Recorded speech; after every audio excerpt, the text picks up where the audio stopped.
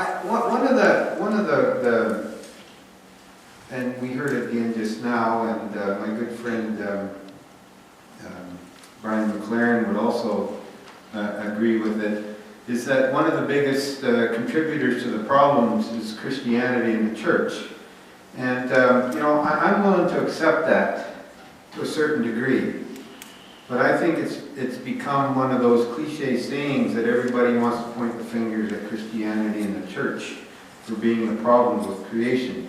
And it's very interesting. I say that because usually what that's built around is that whole verse that we have that talks about having dominion over, and how Christians have taken that, and the Bible has given us that mandate, and we've done that all. Except the whole world isn't Christian. So there's a bigger issue here than just that. And so this morning, really what I want to do is I think before you begin any conversation on creation care, before you begin any conversation on what's going on in the world around us, it's very important to have a fairly healthy worldview, whatever that might be for you, or for the person on the street, or the person living next door to you, or the person you might encounter. What is the foundation upon which we will fall back to when everything else sort of crumbles around us? What is that? Because there will be those who will come at us from all angles, and if we're not prepared to accept the responsibility that we have in the issues that we have in the world, and be able to honestly admit that, yes, we are part of the problem. It's like the person who says, and I've had many people say to me, I don't bother going to church, you're just a bunch of hypocrites. And I say, well, come along and join us. It's just one more. So I want to share this morning, and I know I don't have a lot of time, but this is where I come from on this issue. It would be just, I suppose, a lot simpler if I just joined one of the 30,000 petitions that are on our wonderful social media about environmental issues and the health of the planet. That reaches some 300 million global supporters. Click, and you're an environmentalist. It's just wonderful. But we don't have to do anything. You just click and share if you so want to do that. And so here's my 3 C's. The author of Genesis wraps up the creation story with these simple summary words. And God saw everything that he had made, and behold, it was very good. And there was evening and there was morning the 6th day. Of profound importance to what I want to share this morning are the words, everything and very good. Because this places creation on the table of importance in the realm of Christian faith and belief.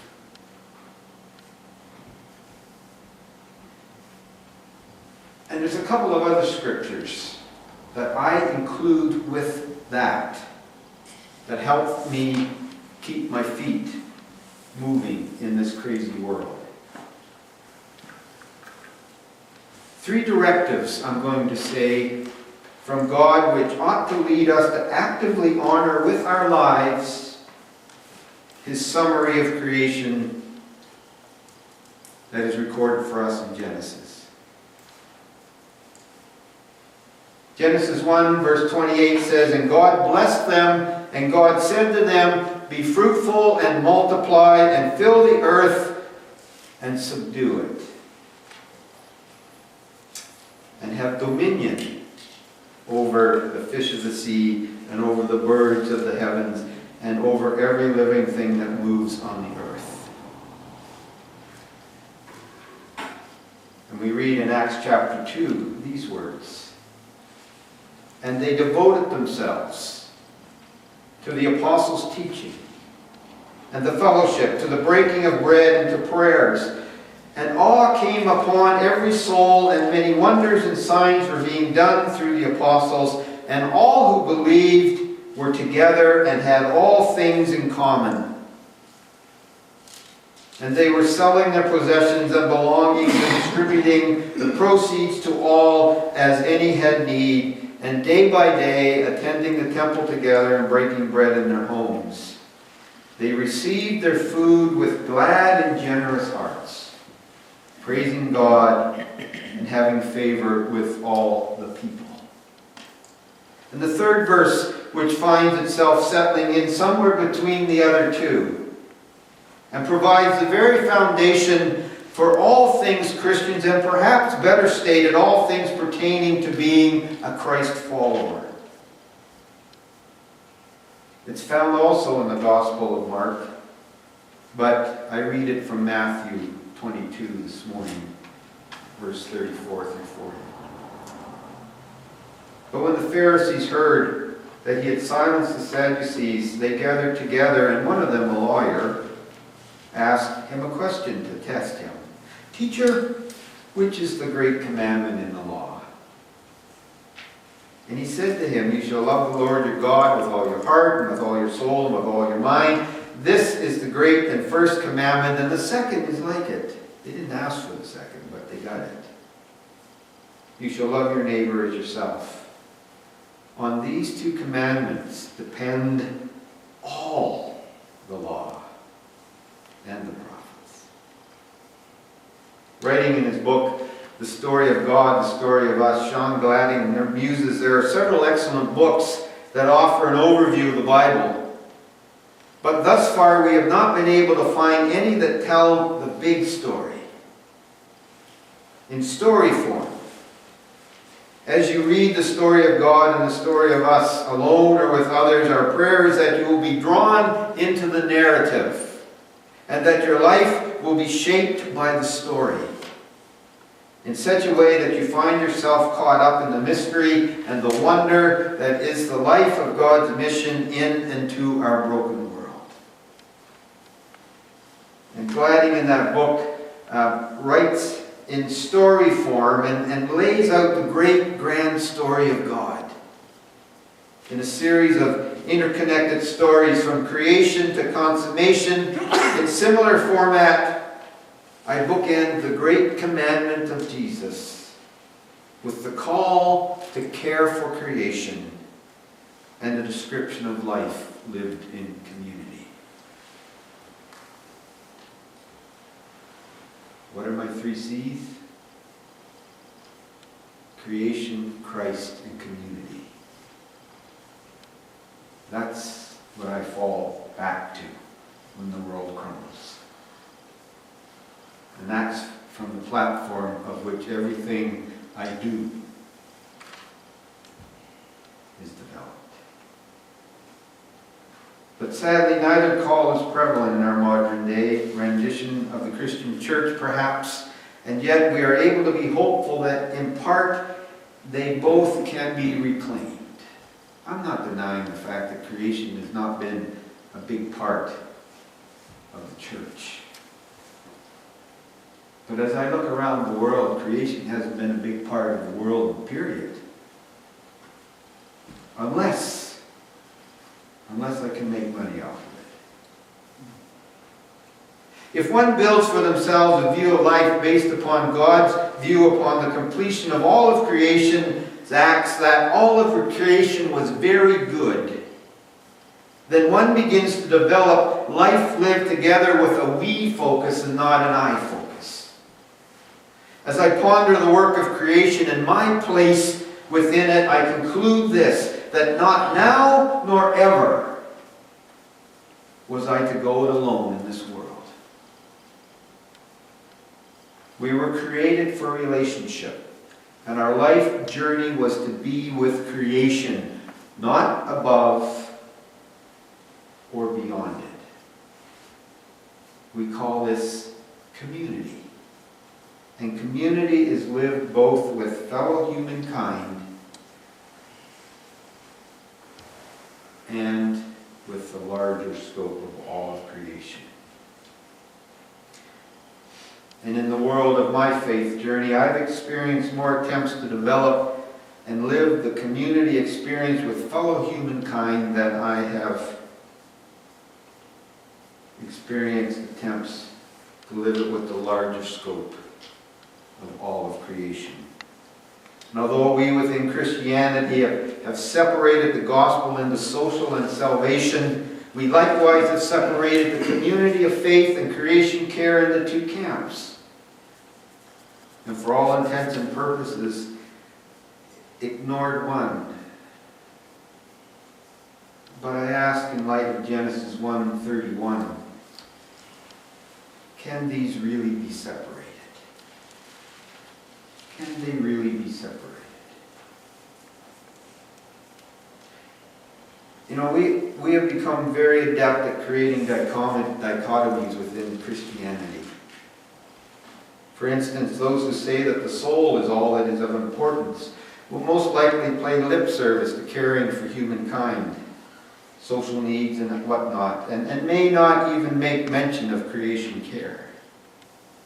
However, the flip side of that is also evident, where caring for the human needs of others becomes the only thing of importance, and little time is taken to focus on the souls of individuals. These divergent views are often accompanied by statements such as, if the belly is empty, or if the world is polluted, will Christ really make any difference? If the belly is full and the world is clean and pristine, but the soul is lost, what good is that? Someone made mention of that.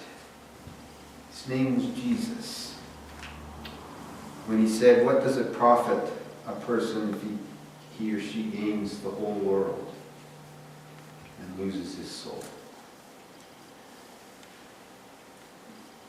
In his book, Soul Graffiti, Mark Scandanet has brought these diverging points of view together, I think, in a beautiful way by using the colors of blue and yellow, and suggesting that a more full and truthful color would be green, appropriate color for today.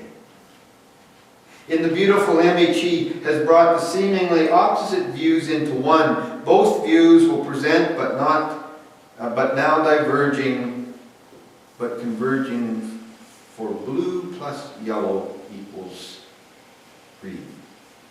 He writes, to see the Creator's Genesis vision fulfilled in our lives, we need to be both rooted in the soil of our humanity, people and place, and open to the transcendent energy of God.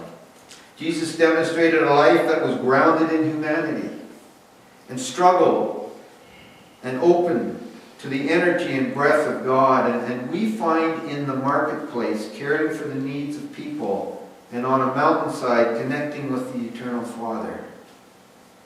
His life was an example of dynamic unity and synergy between the pursuits to love God and everything that God has made. And this is the life we are being invited into.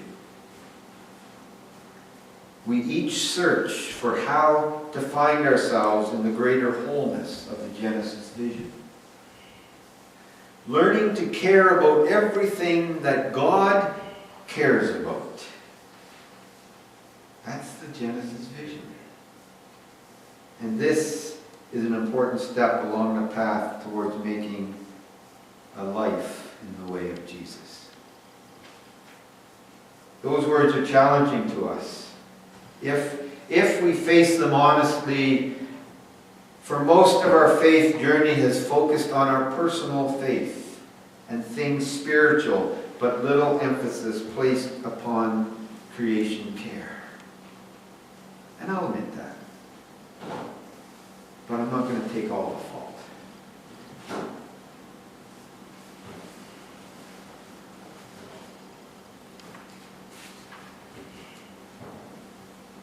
I I've mentioned this on a few occasions, a prof at Carey Theological College, Dr. Jonathan Wilson, in his book, in which he, Missing Creation in the Church, he talks about the fact that, and more speaking about the evangelical church, but it's out there, is that we need to get back to the table. We need to get back into the conversation on creation care. The problem is we have neglected our doctrine of creation. We don't know what that is. And so until we reestablish that, we really have no place at the table.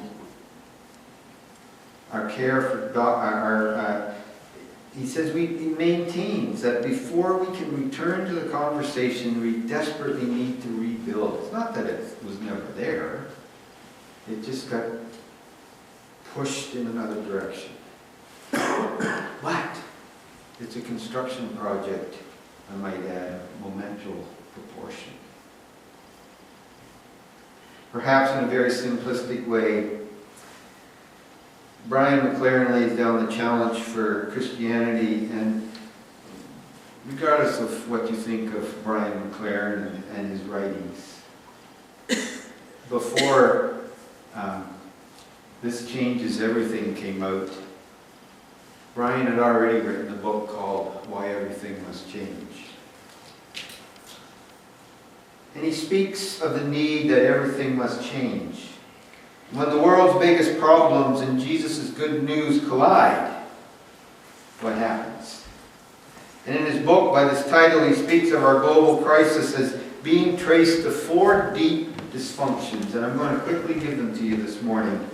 And it's the 4th one, which I think is the linchpin, or the leverage point, which we can reverse the first 3. First, he says there's been an environmental breakdown. That's not new news. He calls this a prosperity crisis. A prosperity crisis. And then he says there's a growing gap between the ultra-rich and the extremely poor.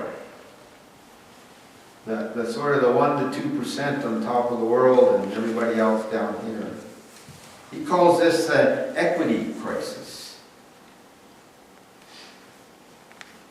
And then he says the danger of a cataclysmic war for resentment and fear among groups at opposite ends of the economic spectrum, he calls a security crisis. And so we have these 3 crises in our world. A prosperity crisis, an equity crisis, and a security crisis. And the 4th being a failure of the world's religions to provide a framing story capable of healing or reducing the 3 previous crises. He calls that a spirituality crisis.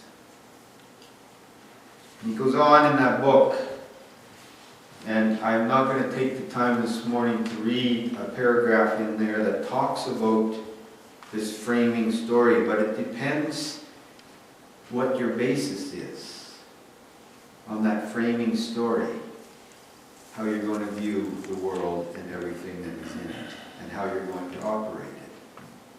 And there's different things. By framing story, he says, I mean a story that gives people direction, values, vision, and inspiration by providing a framework for their lives.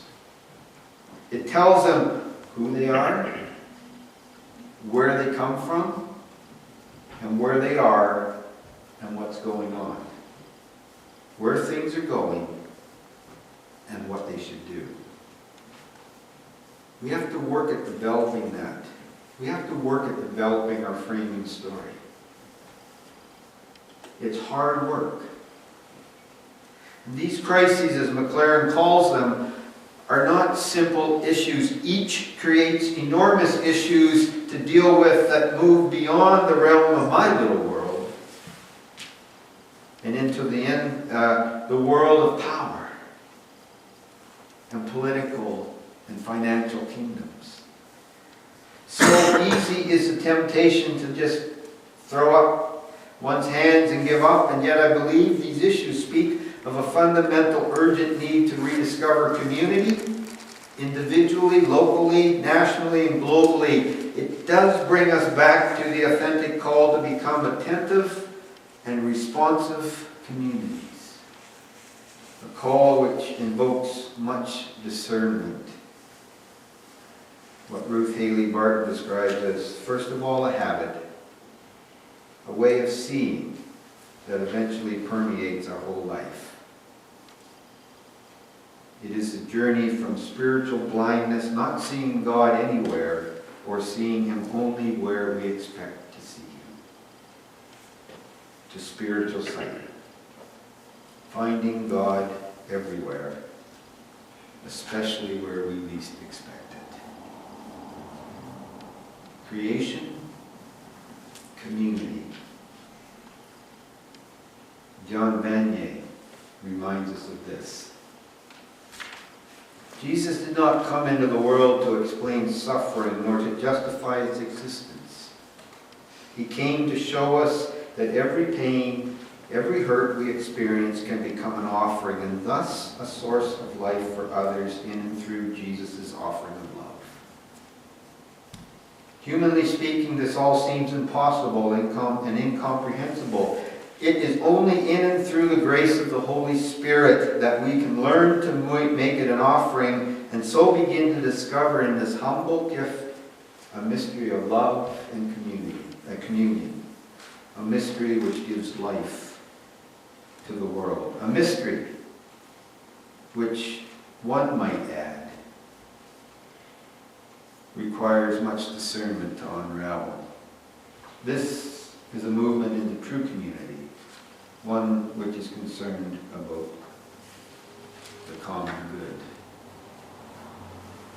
That which God desires for all of humanity, whether you're up here or down there. It's no easy task.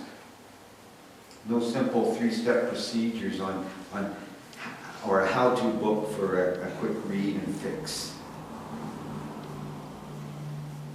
Signing a change.org petition, nothing wrong with it. These are all little steps, and the sheet that you received in your bulletin. It's just another little method on the back of the insert, the white insert. There's another whole list of things. Little things that you and I can begin to do in order to make the change that is necessary to reclaim creation, all of it, all of creation. But it's no easy task. It's just hard work. Much sweat and no doubt fatigue. But if our world, our nations, our cities, towns, communities are to survive and prosper in a strong, decent, and healthy way, it's a work which is vital.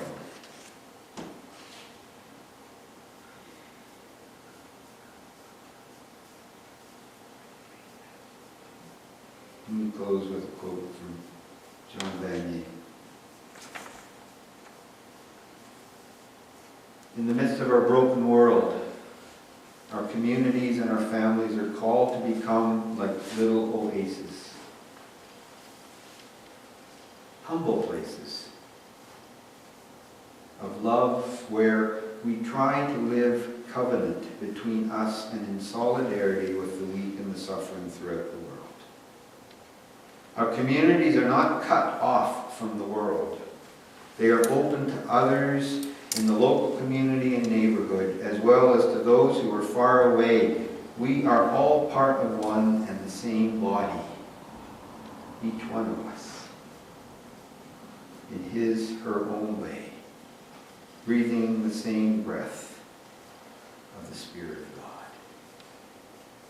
Creation, Christ, and community. And God saw everything that He had made, and behold, it was very good. And there was even there was morning, the sixth day. And our call is compassionate dominion. We flipped it. We've got the dominion down right. The whole world has got the dominion down right, at least those with money. But our call from the book of Genesis is compassionate dominion. Responsible caring. Let's pray. God, may we have eyes to see how you would lead us in our role to care for creation and to proclaim your gospel in a wide variety of ways. Amen.